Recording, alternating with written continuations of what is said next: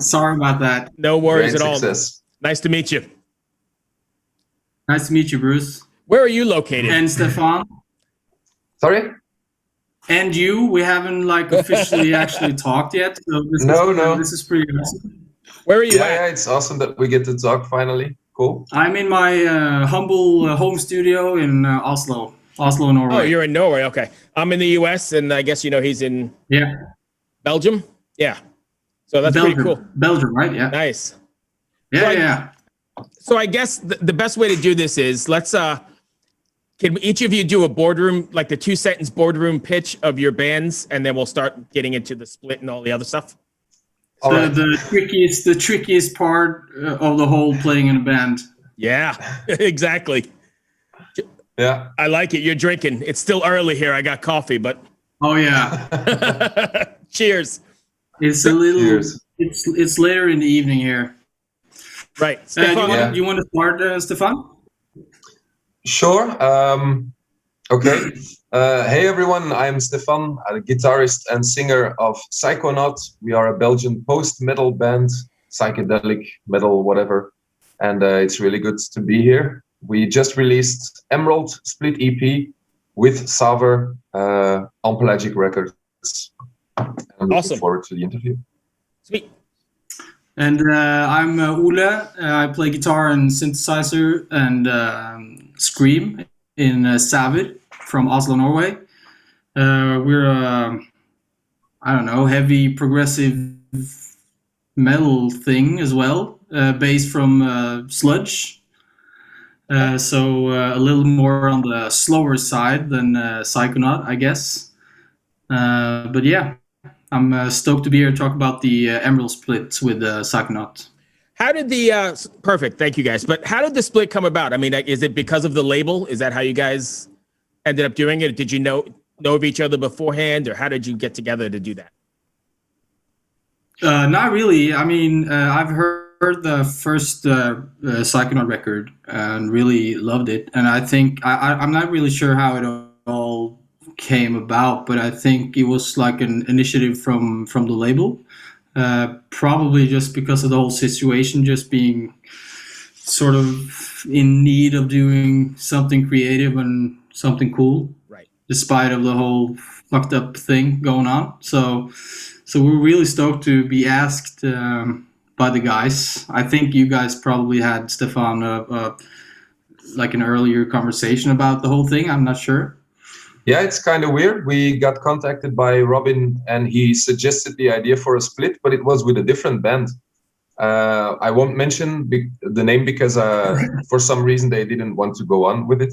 No. So we had been preparing for that split with the other band. And then all of a sudden they canceled the idea. And then we were like, oh shit, that really sucks. And then about a week later, we got the email saying, hey guys, Saver is up for it. So what do you think? And we immediately said yes, because we also know their album and it's fantastic. Yeah, we all love it. So it's a great combination. Awesome. So I've never talked to two people who've done a split. Do you approach it with a theme in mind, or do you write your stuff separately and then just throw it on there? Does that make sense? Yeah. In this case, we actually didn't communicate at all. It's kind of weird, actually, how the songs seem to fit well together. But there wasn't really any communication. We actually had to ask them, like, okay, so a split album, what does that mean? How much time do we have on the vinyl? Is it like 10 minutes or 5 minutes? And then they said, yeah, Saver is writing or recording an 18-minute track. So we said, all right, yes, we have to get one too. And luckily we had one. Sorry. Yeah. Wait a second. You had an 18-minute track hanging out? No, we had a 16-minute track, which was supposed to be on our next album. But it didn't really work anyway. So we were actually happy to have an opportunity to do something else with it. Interesting. That's a long song to have. Yeah, and for us, yeah. And it's pretty intricate as well. So it's a lot of riffs in there, dude. It's awesome. Thank you. Yeah, it was a lot of work. Yeah. Yeah. I mean, for us, we sort of got. I don't know if it's the right word. Sort of tumbled with the whole idea, and wasn't really, because it wasn't that much time to sort of prepare it. But we had a song almost ready, and so it was. We basically had all the material written more or less ourselves, but then the probably the I mean the first half of our side is like a long ambient sort of almost like a movie theme like thing, and I had to make that, and but it's I get yeah, it's but I was going to say about the whole who took the initiative and the plan of the like the concept. It was really cool to work with Sam. I don't know how to pronounce his last name. Cousins. Yeah. Cousins. Yeah. I guess he's a friend of you. I guess he's a friend of you guys. Yeah. He did the album cover. Oh, nice. And he was sort of the one that like tied the whole thing together with like asking us about the concept and what do you think about this, and like colors and everything. So it was really cool to work with him, because I guess he sort of tied the whole concept sort of together. When you were these songs written before? I guess you could both answer, but were these songs written before the pandemic? And if not, were they a result of things you experienced during all this chaos and nonsense? Now, I sort of tried to explain that earlier, but so we had a song basically ready. So when we got like the whole right talk from Pelagic, we sort of just hit the recording or the rehearsal place and just made the whole thing. So it was definitely like a lot of, I guess you can say, emotions from the whole experience of being in a pandemic that sort of got poured into the already sort of made song. So the whole like energy was really I guess a product of being like in the weird situation, for sure. Do you find that, I'm going to come back to you, Stefan, so hold that thought, but do you find that cathartic at all? I'm not sure what does that mean? Cathartic.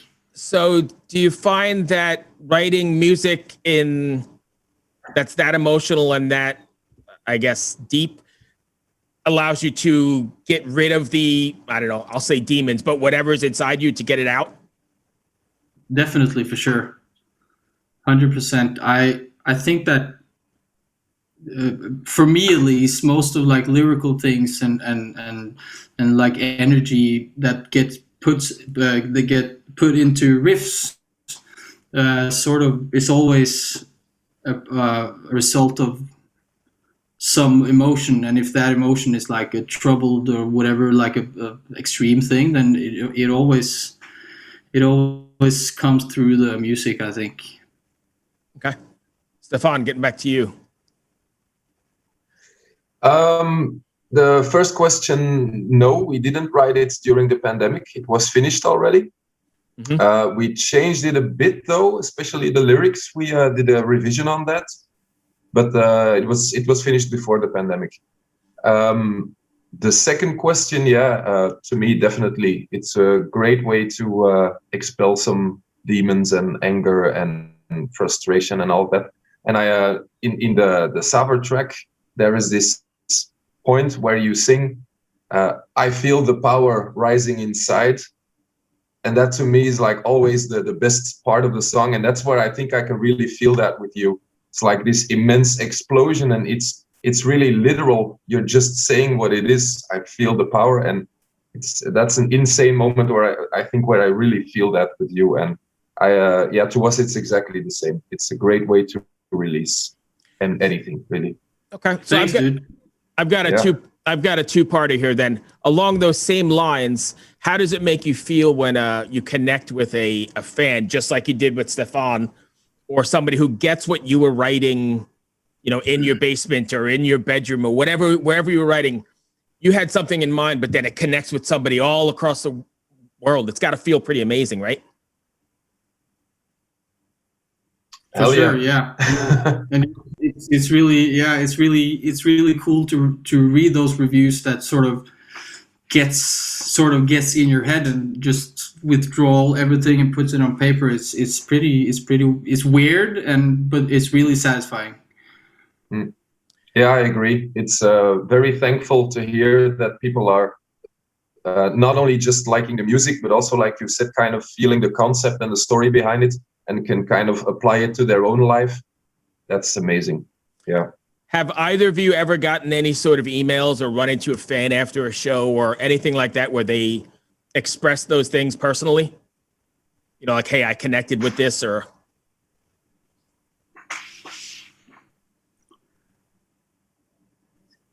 Stefan, you had any plans? It's happened a few times. Actually, one of our closest friends now, our photographer, Gert, he's actually one of the people we got to know that way. I think a few weeks after we released Unfold the Godman, our first album, we got a really long, extended email from him saying how much he loved it, and that it's something like, yeah, it's the best album I've heard in years or whatever, and there's so much meaning and depth in it. And he's now one of our best friends and our photographer. Right. So yeah, it's happened a few times, and it's also just insane, a great experience to know that you did something positive for someone by simply doing what you love. Right. For sure. Was that the first guy in the delivery video? No, that's someone else. No, it wasn't, because that was also like a hardcore fan, right? That was really definitely.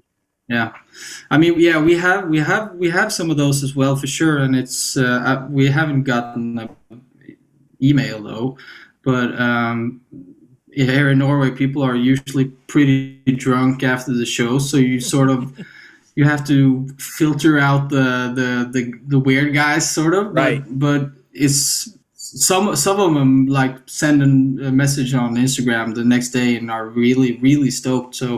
So it's a huge honor to get that response from people. Awesome. So are you guys, since you can't tour right now, are you guys continuing to individually, I guess, continuing to work on other music? Yeah, we are finishing the writing process for our next album. We are just putting the finishing touches on it, and we are entering the studio in August. Yeah, to get to record the next one, the next full-length one. Nice. So a lot of work, and that's kind of a little bit thanks to the pandemic, I guess, that we had so much time. It just came out fairly smoothly, actually. That's it was a struggle at first, and then it kind of just came. Do you guys record in Belgium? Yeah. Cool. Yeah, we're going back to the same studio as we used for Unfold the Godman. Yeah. Yeah, cool. What about yourself? You guys still writing and take advantage of the time? Oh yeah, definitely. We're still rehearsing. We rehearse every Tuesday and Thursday when we have if we can. So we're always there, like the whole night, and we have a couple of songs for sure, almost ready. But it's more of like finding out the concept, I guess, and the whole what we want to do. Right. Is still like hanging in the air, I guess you can call it. What about live stream stuff? Anybody planning on doing any sort of live streams, or are you just holding out till shows open up? I'm sorry, I lost you there for a second. No worries at all. I said, what about live streams? Are you guys planning on... I didn't hear the last one. No worries. You guys planning on doing any live streams at all, or is it just holding out until shows open up? For us, we have done a couple, and we did a couple in the first months of the whole lockdown. Mm-hmm. But I'm not sure we're gonna do. I think we're gonna wait for. I mean, it's we have with my other band, we have a show in June here in Oslo. So hopefully that will still be on. Right. So I guess we're waiting. It's not that far. Right. So it's like we're almost there. Yes. We're hoping. God, hell yeah. Yeah. So nothing planned besides like a couple of shows here in Oslo. Stefan? Yeah. We did quite a few actually. I believe we did 4 or 5 in the past year since the pandemic, and they didn't all go perfectly or whatever. But in general, it was a good experience. Had a few really really good ones. Some of which are still online on YouTube now. Nice. So, but I think honestly we've kind of had enough of that now. We're so looking forward to real shows again that I don't think we'll do another one. It's and we can tell by the audience too. It's like everyone is a bit fed up with that and is just kind of waiting for everything to open up again. So it was good while it lasted, but we're looking forward to the real thing again. Which unfortunately, we can't predict when that will be, but things are slowly opening up in Belgium.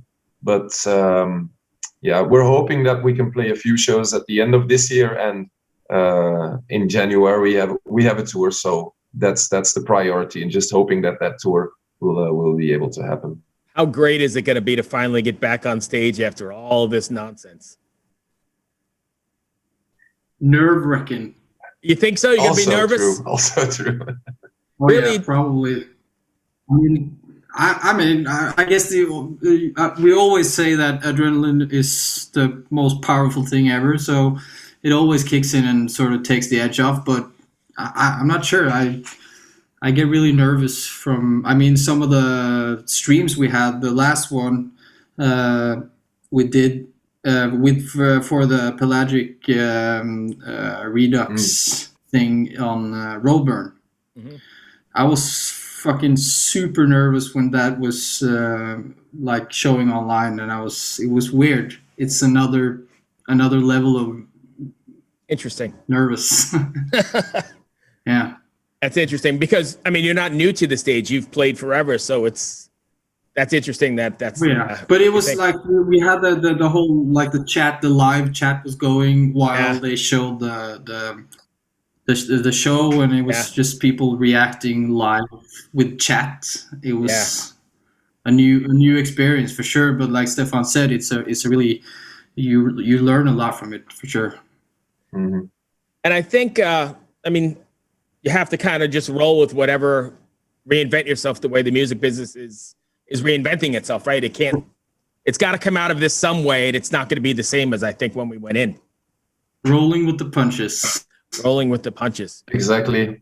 Yeah. It's so hard to predict how everything will be once this is over, because so many bands are in debt now, and we're struggling really hard just to pay for the studio.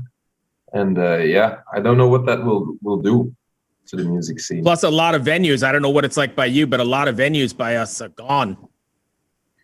Yeah. Like gone. Same thing.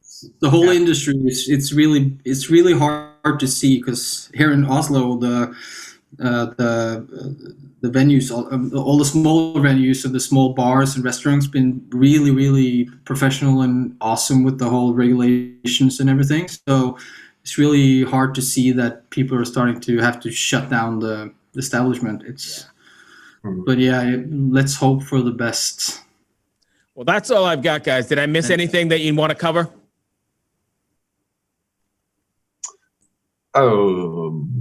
Check out the Emerald split with Savage and Psychonaut. Absolutely. And if people want to find you guys, enjoy it. If people want to find you guys online, you're pretty active social media wise. Yes, we do our best. Yeah. So we even subscribe for a Twitch thing recently. Really? I'm not sure if we're gonna use it though. I don't even. I've heard people talking about it, but I don't even know what it is. Know what it is. Yeah, me neither. No, exactly. There's too many. There's too many of them. Too many social medias and too many gamers. People. I can't keep up with it. But anyway, I want to thank you guys for taking the time. I really appreciate it. Thank you, Bruce. Thank you. Thank you. I love to be here. I like the split. Thank you very much. Good luck with everything. And I don't know if you make it over to the U.S. at any point, but hopefully we get to see you somewhere along the way.